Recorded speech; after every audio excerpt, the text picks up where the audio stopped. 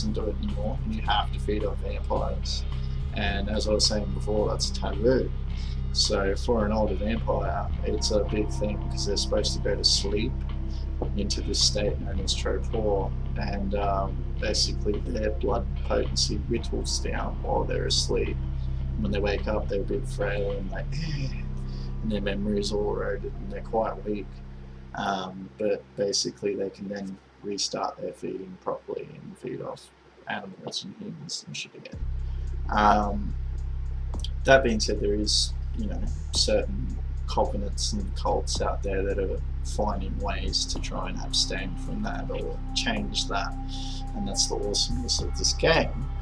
But it's like, yeah, once again, a vampire's blood potency is usually something that they'll try and keep on the down low, or if they are feeding with other vampires, they keep it. Because when they're, once again, say, in this, when you're feeding, you don't have to kill your victim, you just need to drink your fill. So the same goes once you're older and you're drinking vampire blood, as long as you can get it, you don't necessarily have to kill said vampires. There's shit like you can wipe people's memories, including other vampires, so you can fully steal blood and then wipe their memory. Or you could run a cult of like young vampires and trick them into giving you their blood and they don't even know what they're doing. The list goes on. So there's ways that the older ones get away with it. But their mind goes little cuckoo though, from not going to sleep, which is pretty cool. It's sort of like the cost.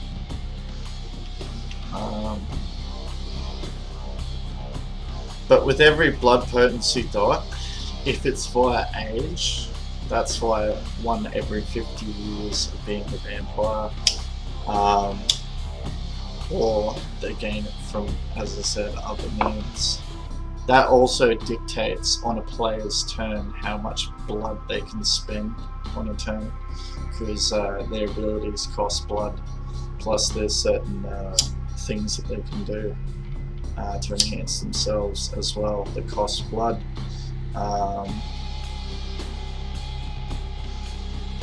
Yeah, so the higher your blood potency, the more lethal, especially against another vampire, you can be. Not to mention the other nasty shit out there, but yeah. Humanity is that fine balance between the human side and the vampire side. 10 is like almost unobtainable. At level 10 humanity, if you killed a fly, you would genuinely be traumatized by it.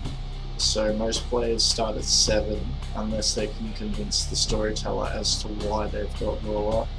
Like they're like, oh, my character's an ex-con who's done this and this and this, so therefore their humanity might drop, and then they'll get to spend, they get a bit of XP back actually to spend on others. Because humanity, the higher your humanity as a vampire, you can do certain things like restraining yourself from losing yourself to the beast and eating someone that you don't want to eat. Whereas if you've got low humanity, then that's not always going to fly. All it takes is someone to like skin their knee and you'll be on them in a heartbeat, which is pretty scary because the player loses basically control of their character. They're like, no, stop! And that could obviously, yeah, as you use your imagination, could be the worst of the worst situations basically. But once again, we'll go more into that when we're sitting there with Scotty making his character. Now, without question, she's got a lot of humanity. She's a bit of a beast. She's done things. She's been around. So we're going to throw her down 5 instead of 7, just because. Her speed, what were the size plus strength plus dex. I like how they put it on the stat sheet so I don't have to go to the book straight away. Wait, what was that? Size plus strength plus dex. Yeah. They've changed that. That's cool. It used to be size. No, it used to be strength plus dex plus 5. So that's cool. So hers is 6, 7, 8, 9, 10, 11, 12. Not too bad. You think 12 speed's good, but you know. Her defense is the lowest of her dex or wit, I believe, unless they've changed that. Oh, that's tight.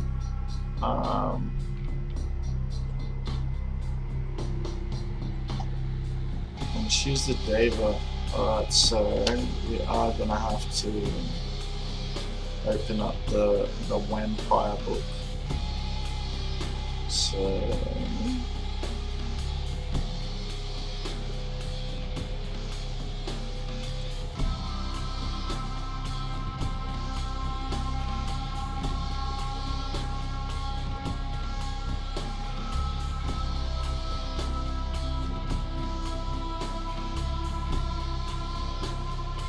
we can pop her down.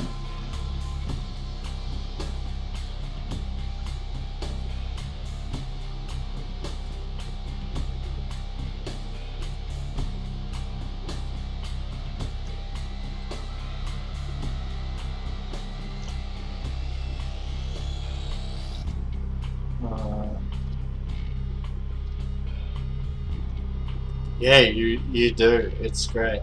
And see, because I'm the storyteller, right, and I'm making the NPCs for the world right now,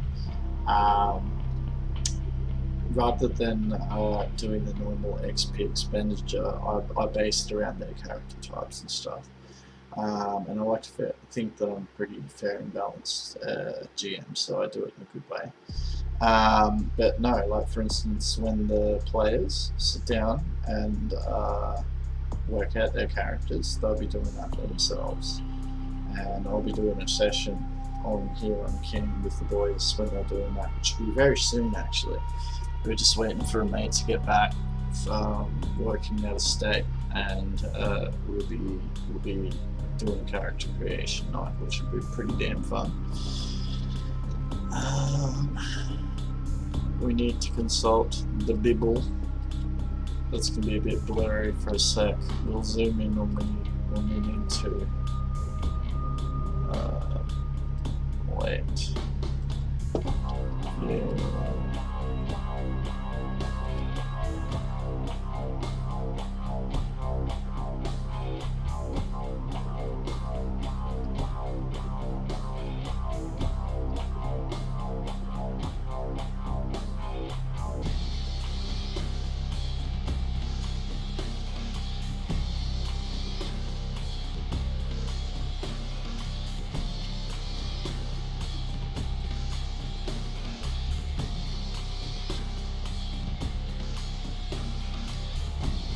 So I'll be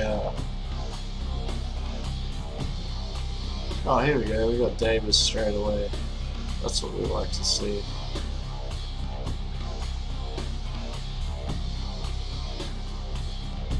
No. Well, at the start of the game,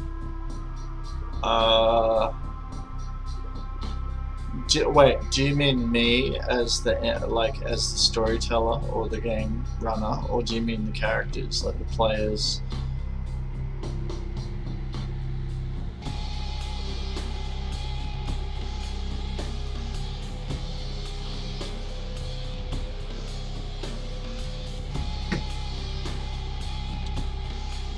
Because if it comes to me making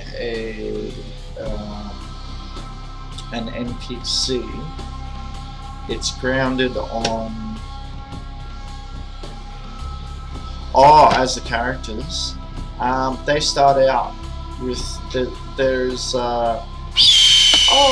Hostfor.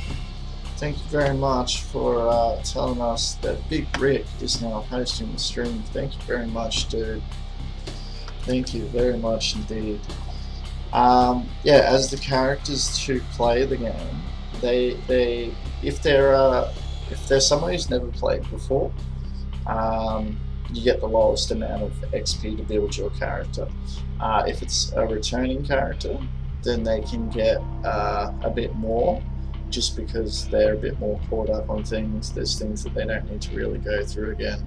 And if they're like a full seasoned person, and you want to take like a game where, say, the characters, in this case we're playing vampires, and you want the characters to be sort of established elder vampires or whatnot, then you can do that too.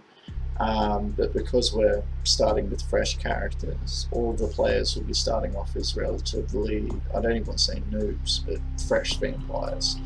You know what I mean? So they've all just been turned. So they won't be OP at the start, which will mean that they basically have to work their way up what's known as the cannibal totem pole. Yep. Sweet. But yeah, and that's the thing with me. When I make also the NPC characters, I have to factor in that. So I have to make them, once again, not too godlike, just to make sure there's differences in the characters, and I base that off personality and stuff like that. Like, for instance, in the city, you've got what's known as the Prince, and he runs shit to a certain degree, but that doesn't mean he's the strongest vampire in the city. So, for instance, but you give him elements as to why he is strong, that sort of thing. Like, alright, Deva. This is what Scotty wanted to look at. That is so blurry as shit. We might be able to go.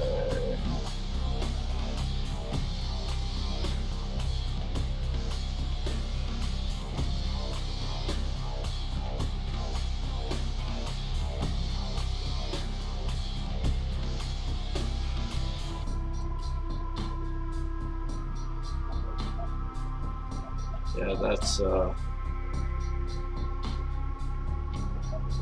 how cool's the artwork in this too. Actually, I'm gonna make a coffee real quick, and then we're gonna go over Deva for Scotty, because in this little section about that, there is also a chick that we're making, Rachel. This is Rachel's clan, and also possibly Scotty Scott's clan. Scott might be choosing to join the Deva clan. That doesn't mean that Rachel is Scotty. Imagine if she was Scott. Imagine if she was the one that turned you against your will into a vampire.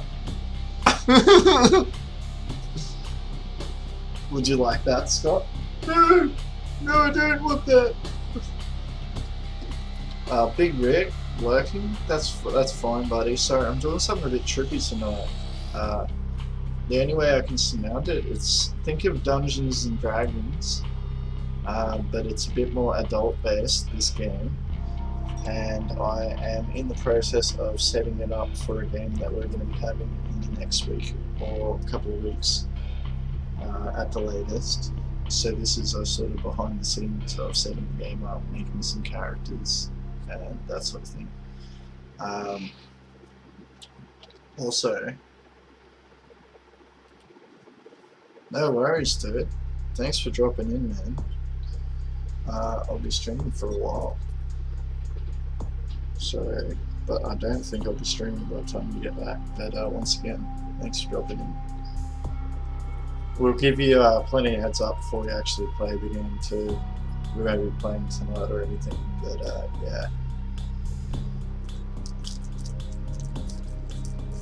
Jenski! Nah, don't worry, we won't make her your sire. I've actually got a really sick idea for your sire. And see, that's another thing too. Some storytellers will allow the players to come up with a story of who bit them.